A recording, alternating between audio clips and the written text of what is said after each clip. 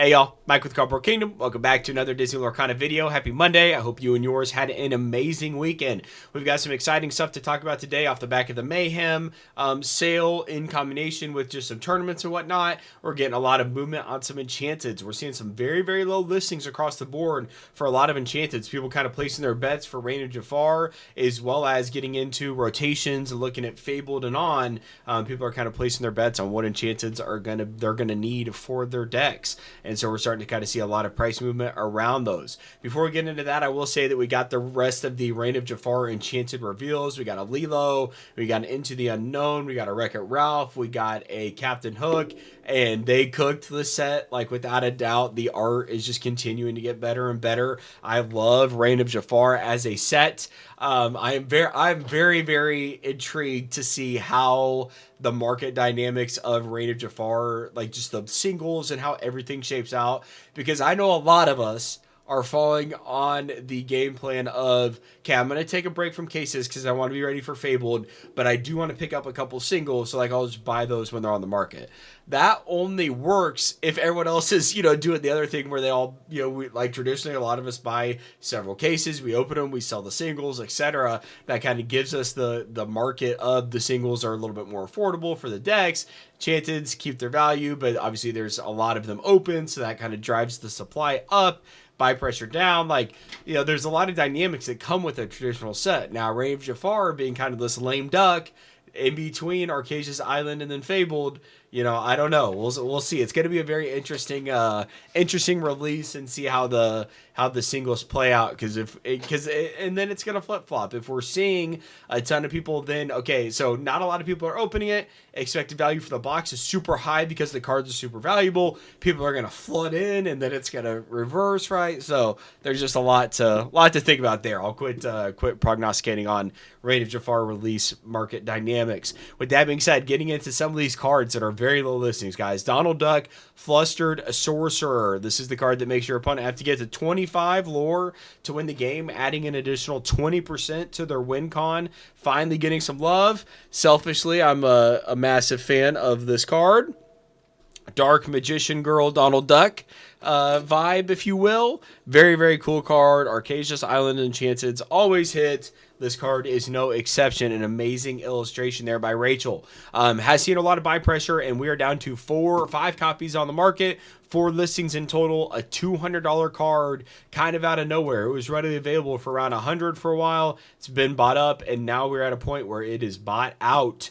So 125 was the last sale, now at 200. And the thing about the Arcasia's Island Enchanteds, guys, is all of them have low listings as it relates to a lot of the other sets. And so as these things are, Arcasia's Island, these aren't going anywhere in terms of like being able to be used in the meta for another 15 months from now. So they've got a lot of time to kind of bake and grow the collector base, grow the player base, people using them for decks, collectors putting them in the binder, getting them graded, etc. I don't think it's going to say $195 card, but Arcasia's Island in general, a lot of the Enchanteds do have relatively low listings. Moving over to Robin Hood, Sharp Shooter from Shimmering Skies. This is one that makes a ton of sense to me. Just as as kind of a casual player playing some set champs, this is a card that the ability of it always made a lot of sense as to why it would be used in decks. It's hard. It's an uninkable, so that always adds a little bit of a more just a harder way to get a whole bunch of them into the deck. But this one is starting to see some price movement. It's gone from 75 up to 132 was the most recent sale. Currently sitting at 140, and it's got 6 on the market. Who's this Cardboard King? We've got an Imposter.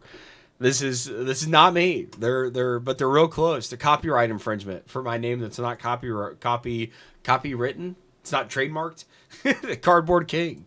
They got a lot of sales though, so buy from them. $189 for Robin Hood Sharp Shooter. So definitely getting up there. Very, very low listings on the market. Next up, Tramp, Enterprising Dog. One that we've talked about quite a bit, right? Coming out in Arcasia's Island. Churn a Dog is all the rage. This one is currently at 160 is the lowest on the market for a non-verified.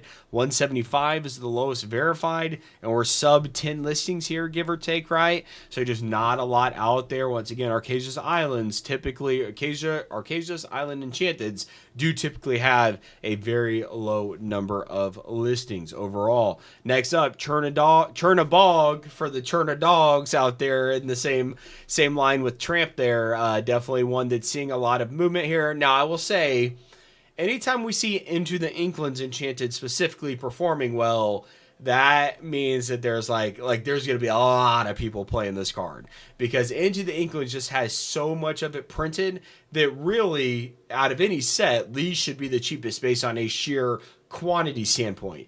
Now, if a bunch of people are playing Chernadog, and obviously in set 8 we're getting a whole bunch of new cards, they're going to help support that deck archetype.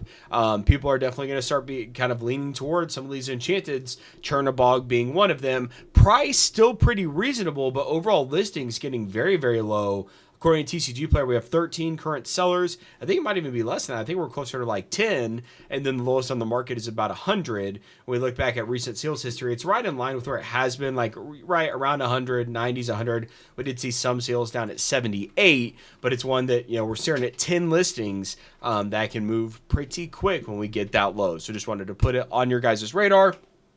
Next up, Jafar, newly crowned dual ink from Arcasia's Island. Great artwork. You know, kind of like this. It's kind of got, well, it's definitely Arcasia's Island vibes, but it definitely has some Rainy Jafar aspects to it.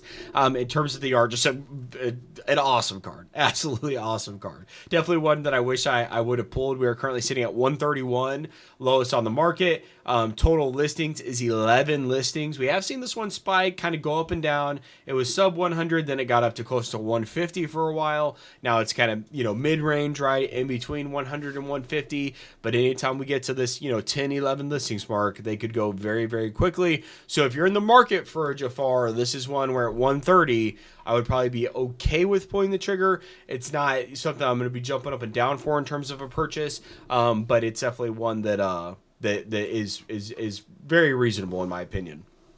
Next up, Mirabelle Madrigal, musically talented from Arcasia's Island, 9 listings. This is one that's so interesting to me because it's Amber and Amethyst isn't really a common color pairing per se.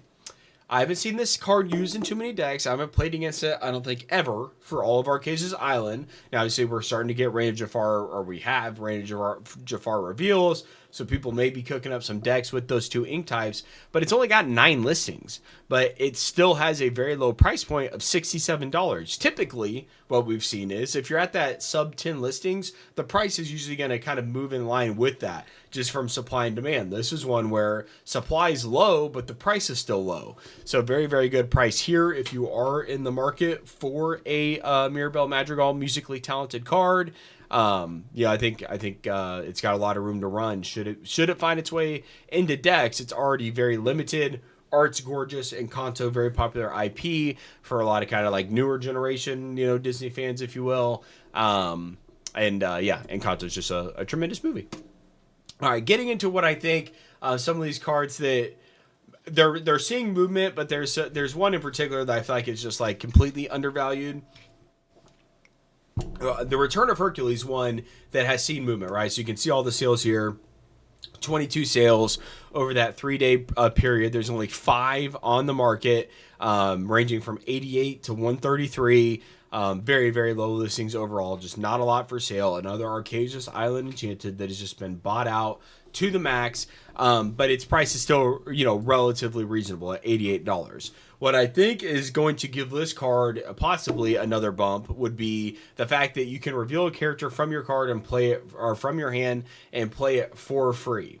Well, we know that this giant Mickey Mouse is coming, right? With Rain of Jafar. 10/10, bodyguard. Whenever this character is banished, deal 5 damage to each opposing character. So he's basically a board wipe for the opposing character. He's a 10/10 bodyguard, so you can't avoid him. And he's questing for 5, so like the clock is immediate as soon as he hits the field. Well, if you play the Return of Hercules, and then you're able to play that big Mickey Mouse, like Green Steel already has a lot of synergy. These 2 cards make a lot of sense to be paired together. In addition, with the Big Mickey, another card that makes a lot of sense is Hades Double Dealer for Merciless Return. Banish one of your other characters, play a character with the same name as the banished character for free. So put out a Mickey Mouse character, tap Hades, banish that Mickey Mouse to play the big Mickey Mouse. Like, that seems like a pretty good play line. Anything you can do to get this guy on the field without paying 10 is going to be massive. It's kind of like a win con in itself. Now, obviously, right now we have things like Hades for Blurple and Let It Go and cards that can deal with a unit like this, but not every deck has an out like that. Like, for example, in Steel Song, hopefully I've got Greatest Criminal Mind, because that would get rid of it. But apart from that, there's just not a lot of tools in the tool belt to deal with this within reason, and especially if you can get it out early with something like Hades. Now, the Enchanted that I feel like is kind of undervalued when you look at Mickey Mouse Inspirational Warrior from Marquesia's Island, this one still has a decent amount of listings out there. 23 listings in total, and the lowest on the market is $90 for a near mint copy. Lowest verified is $100. Now, we already know Hades, you can banish a character with the same name to play a character with the same name. We have, Mickey Mouse, Inspirational Warrior could be played here. This card, as well as if it's paired with like a Vitalisphere, during your turn, whenever this character banishes another character in a challenge, you may play a character for free. So, this is a 2-drop. Vitalisphere is a 1-drop that also costs 1 to trigger. But if you were to play this on turn 3, pop your Vitalisphere that was already out there for 3 ink. You're then taking something out. It's challenging for 3 because it has Vitalisphere, and then you're dropping a big Mickey on turn 3. Like, that's pretty good. Like, you're probably going to quest for 5 once or twice with it. Like, that's an insane combination, right? And if a lot of people were onto that, then this card would probably be a lot higher than 90, right? It's a Mickey Mouse 1. So that's just like like that is the IP. Second, it's a great artwork. Third, it's Arcasia's Island. Fourth, it's got this massive like game-breaking tech that could be incorporated with things like Vitalisphere. Now, Vitalisphere will fall off for rotation, so you have to continue to incorporate things like this that are going to make it work, whether that's Return of Hercules. I think Hades, Yapet Ursa's return as well. So, Vitalisphere and Hades will at least phase out after this set. But for 3 months of getting to play this guy, like, that sounds fun. I don't know. Like, this this card is really, really cool. It's a cool artwork. I wish it got an Enchanted, but it's, beggars can't be choosers. The entire set is amazing. So who am I to complain? But, just something, I feel like this is an Arcasia's Island Enchanted that I could see it going to, that sub 10 listings overnight. Should someone put together some deck, or like whenever Zan goes to the next tournament, or like think about this, we're at Worlds and someone plays, one of these, the Return of Hercules Enchanted. They've got 4 of them in their deck. They're playing that to then get out this guy, and this guy's winning the tournament. Like Return of Hercules or Mickey Mouse Inspirational Warrior. There's all sorts of cards that should one of these guys just cook up anything to get the giant mouse out, the giant mouse wins the game. Like that's gonna be some game breaking tech. Excited to pull this card. Like I love the arts on this card. It looks very, very cool. As is tradition with with all of Lorcana. So my kind of sleeper right now is Inspirational Warrior. I think there's going to be some cool tech, whether it's red steel, whether it's green steel, etc., to use this guy to get out other big cards. One isn't that good, but 1/1 with Russian plus Challenger 2 and all these other variations make it very, very good. That's it for the low listed Enchanteds. I will just have one anecdotal story here for you to end, and that is my auction that I put up on eBay. So I did the full first chapter sealed bundle. For those of you guys that saw it, I know it had all sorts of watchers, had all sorts of bidders, views, etc. That auction reinforce something that we know and that I've talked about on the channel before, but I kind of wanted to test it, and it played out how I didn't want it to.